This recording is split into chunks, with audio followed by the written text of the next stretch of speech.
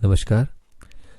आज की इस चर्चा में आपका स्वागत है, जहां हम चर्चा करेंगे एक ऐसे प्रयोग की जिसमें हमारे स्वयं के प्रयास बहुत कम हैं, लेकिन जिसके प्रभाव इतने अधिक हो कि हम अपने जीवन के अभीष्ट को प्राप्त कर सकें। जो जीवन में कमी है, जो रिक्तता है, वो दूर हो सके, किसी प्रकार से हम अपने आप से जुड़ सके। और अपने आप से जुड़ने का अर्थ होता है जीवन की पूर्णता को उपलब्ध होना। तो ऐसा करने के लिए क्या करें, क्या हो, किस माध्यम से हम अपने आप से एक प्रकार से जुड़ सके। और इसके लिए ये भी आवश्यक है कि हमारे अंदर के जो बहुत सारे भावनात्मक तल पर विसंगतियां हैं, नेगेटिविटीज हैं, वो दूर हों। हमारा मन जो बहुत ज़्यादा सक्रिय रहता है वो अपने आप में शांति अनुभव कर सके, पीसफुल हो सके। और साथ ही साथ हमारी ऊर्जाएं व्यवस्थित हों। तो ये सारी क्रिया जहां से प्रारंभ होती है वो है हमारी डे एंड नाइट साइकिल, कि हम दिन में पूरी तरीके से होश में रह सकें, हमारा होश सज सके और निद्रा भी हमारे को बहुत सम्यक आ सके, युक्त निद्रा जिसको कहते हैं, वो संभव हो सके। तो ऐसे सारी चीजों को, क्या ऐसा कोई छोटा सा प्रयोग है जिसके माध्यम से हम एक उस छोटे से प्रयोग को करें और हमारी बुद्धिमत्ता, मेधावी होना बढ़ सके, हम अपने आप में हमारी स्मरण शक्ति तेज हो सके। और ये प्रयोग ऐसा होना चाहिए जिसमें बहुत सारे तामझाम ना हो। तो आज ऐसे ही इस प्रयोग को समझने का प्रयास करते हैं, जिसके माध्यम से हम अपने जीवन को, स्वयं को उपलब्ध हो सकें। आपने जाना होगा कि योग में तत्वों के आधार पर बहुत कुछ ऐसा रचा गया जिसके माध्यम से, जिसको खोजा गया, जिसके माध्यम से मात्र तत्वों की बैलेंस को चेंज करके, अल्टर करके आप अपने आप में विभिन्न प्रकार के प्रभाव प्राप्त कर सकते हैं। अब इसके लिए मुद्रा विज्ञान भी है, इसके लिए स्वर शास्त्र भी है, आप बहुत प्रकार से इसको कर सकते हैं। तो आज हम जिसकी चर्चा करेंगे वो है ज्ञान मुद्रा।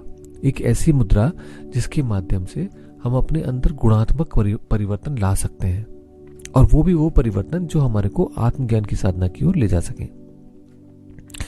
तो इस मुद्रा में अगर आप गहराई में समझें तो एक ऐसी क्षमता है जिसके माध्यम से ये हमारे मांस को, यानी कि शरीर के उस मैटर भाग को, उस भौतिक भाग को ऊर्जा में परिवर्तित कर सकता है। वो ऊर्जा जो हमारे लिए आवश्यक है उन सूक्ष्म लेवल्स पर जाने के लिए, जहां पर हम अपने आप से रूबरू हो सकें, अपने आप से साक्षात्कार कर सकें, जिसको हिंदी में कहते हैं आत्म साक्षात्कार कर सकें, रियलाइज्ड सोल बन सकें। तो ऐसा कैसे होता है कि ये हमारे अंदर ऊर्जा को, सूक्ष्म ऊर्जा को जागृत करना शुरू कर देती है, और ये बहुत गहरा रहस्य है। तो इसको समझने के लिए आपको समझना पड़ेगा कि हमारे पांचों तत्व जो शरीर के हैं, यानी कि पृथ्वी, जल, अग्नि, वायु, आकाश, इनका प्रतिनिधित्व हमारी उंगलियां और अंगूठे ये करते हैं। तो अब इसका मतलब क्या होगा कि अगर मेरे को किसी तत्व को बढ़ाना हो, किसी तत्व को घटाना हो, तो मैं इसके माध्यम से कर सकता हूं। तो उनके पोज बनाने पड़ते हैं, उनकी एक व्यवस्था बनती है कि ऐसे उंगली दबा करके आप कर रहे हैं तो वो तत्व कम होगा, और ऐसे स्पर्श करके कर रहे हैं तो वो तत्व बढ़ेगा। तो ऐसे में जब हम अग्नि और वायु को मिलाते हैं, यानी कि इन दो तत्वों को एक जगह लेके आते हैं, तो आपने देखा होगा क्या होता है। बहुत सरल से उदाहरण से समझाता हूं।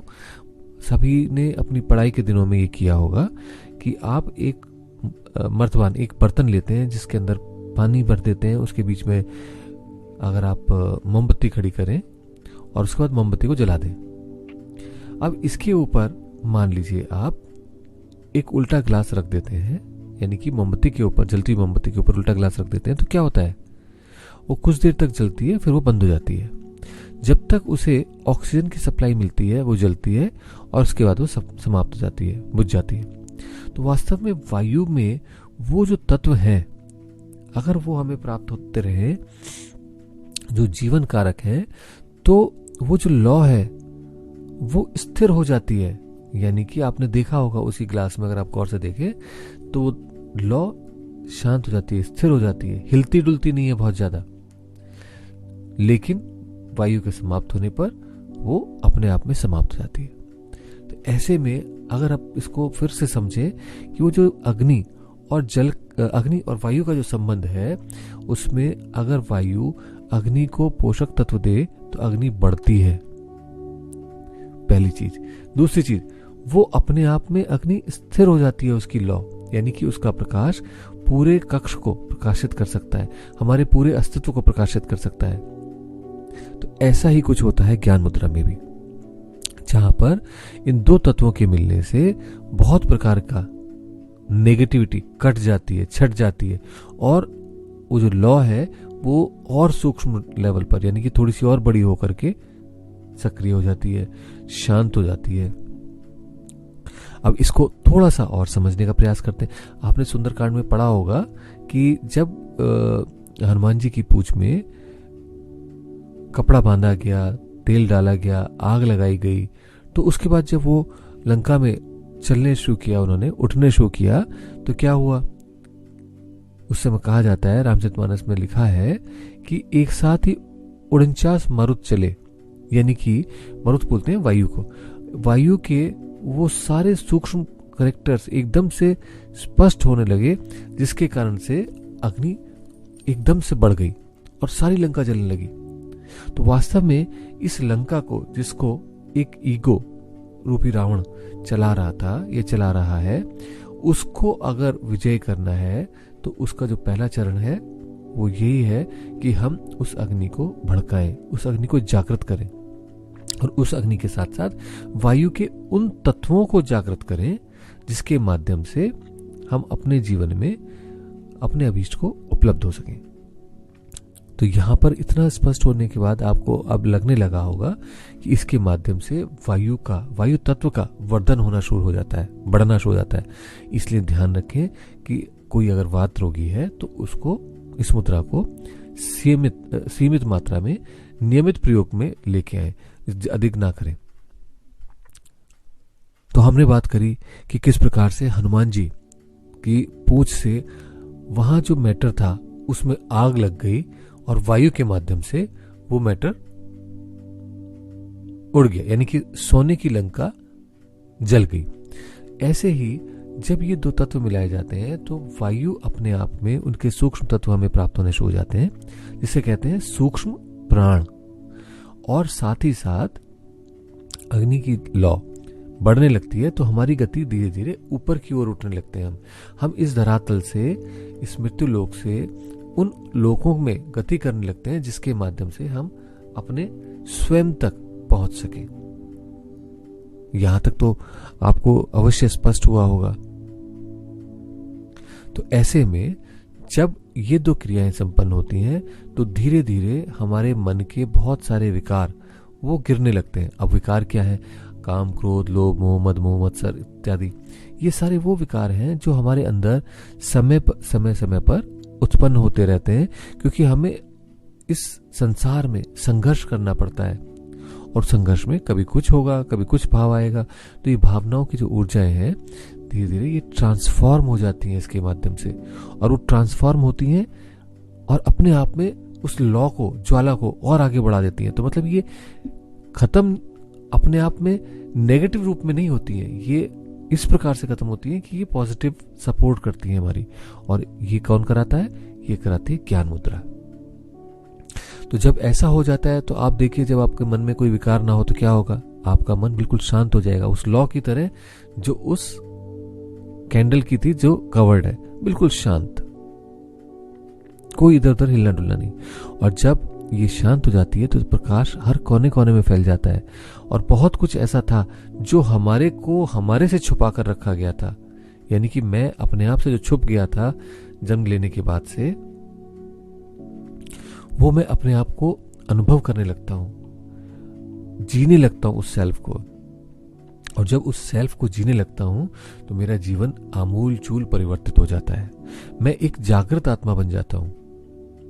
तो इसीलिए इस ज्ञान मुद्रा का बहुत प्रभाव है। आगे इसके बारे में और डिटेल में चर्चा करेंगे किस प्रकार से ये हमारे अंदर की ऊर्जाओं को रीबैलेंस कर देती है, कैसे हमारे अंदर बहुत कुछ परिवर्तन ला देती है, कैसे हमारे आज्ञा चक्र को ये इन्फ्लुएंस करती है, पिनियल ग्लैंड को एक्टिवेट करती है। और इसको आप अनुभव कर सकते हैं, प्रैक्टिकल अनुभव कर सकते हैं। आपको नींद ना आ रही हो, इसका प्रयोग कीजिए, आपको नींद आने लगेगी कुछ समय में। तो अब बात करते हैं कि ऐसी दिव्य मुद्रा को हम किस प्रकार से आत्मज्ञान की अपनी साधना में डिप्लॉय कर सकें, कैसे आत्मज्ञान को उपलब्ध हो सकें इसके माध्यम से। तो आपको फिर से जैसे हम बात करते हैं, सबसे पहले अपने साफ आसन पर उत्तर या पूर्व की ओर मुंह करके बैठ जाएं। सुखासन, सिद्धासन या पद्मासन लगाएं। प्रयास करें अगर संभव हो तो सिद्धासन या पद्मासन लगाएं। रीढ़ की हड्डी को सीधी रखें और अब हाथ में जो तर्जनी उंगली है उसको अंगूठे की टिप से जोड़ दें, दोनों हाथों की। और बाएं हाथ को, लेफ्ट हैंड को हथेली आकाश की तरफ रखते हुए अपने घुटने पर रख दें। इसके बाद ज्ञान मुद्रा के लिए आपको करना यह है कि वो जो दूसरा हाथ यानी दाएं हाथ की आपका अंगूठा और तर्जनी मिले हुए हैं और तीनों उंगलियां सीधी हैं, उसको अपने हृदय के आगे रख लें। इसका एक काफी रहस्य हमें स्पष्ट होगा जब हम आगे और ज्ञान मुद्रा की वेरिएशंस को समझने का प्रयास करेंगे कि ये एकमात्र एक ऐसी दिव्य मुद्रा है जिसको विभिन्न रूप में हम उपयोग कर सकते हैं। हमारे अंदर शरीर में, जीवन में अगर वैराग्य की उत्पत्ति करनी हो तो एक दूसरे प्रकार से उपयोग होगा। हमारे को अगर कामकला की साधना करनी हो, देवी की साधना करनी है, तो उसके लिए एक अलग प्रकार से इसका उपयोग होता है। तो आज हम जिसकी बात कर रहे हैं वो है ज्ञान मुद्रा। तो इसको दायां हाथ हृदय के सामने मुद्रा लगी हुई, बायां हाथ घुटनों पर, हथेली आकाश की तरफ और रीढ़ सीधी। आप इसमें कम से कम 10-15 मिनट तो बैठिए। वैसे तो डेली का प्रयास कम से कम 40-45 मिनट का होना चाहिए, लेकिन इतना संभव ना भी हो तो आप प्रयास कीजिए कि 15 मिनट, 20 मिनट, जितना भी संभव हो सके एक बार में बैठे, फिर दूसरी बार में बैठ जाएं। सुबह और शाम, संध्या कालों में इसका विशेष महत्व है। तो आप इसको प्रयोग को करके देखिए, अपने आप में आपको बहुत कुछ परिवर्तन महसूस होना शुरू होगा। और वो छोटी छोटी चीजों से आपको ऑब्जर्व करना पड़ेगा। ऐसा नहीं है कि पहले दिन ही हम सब कुछ इसमें संभव हो जाएगा, क्योंकि हमारे शरीर के अंदर जो भी बैलेंसेस है, पंच महाभूतों के जो बैलेंस है, उसको ये धीरे धीरे प्रभावित करके उस रूप में लेके आती है जहां पर आप अपने लिए ये सब कुछ अनुकूल जानते हैं। तो इसलिए इन छोटे छोटे परिवर्तनों को, धीरे धीरे होते हुए परिवर्तनों को अनुभव करें और देखें कि जीवन कितना चमत्कारिक रूप से परिवर्तित होता है। आज के लिए इतना ही। अगली बार हम और गहरी चर्चा करेंगे ज्ञान मुद्रा से संबंधित। नमस्कार।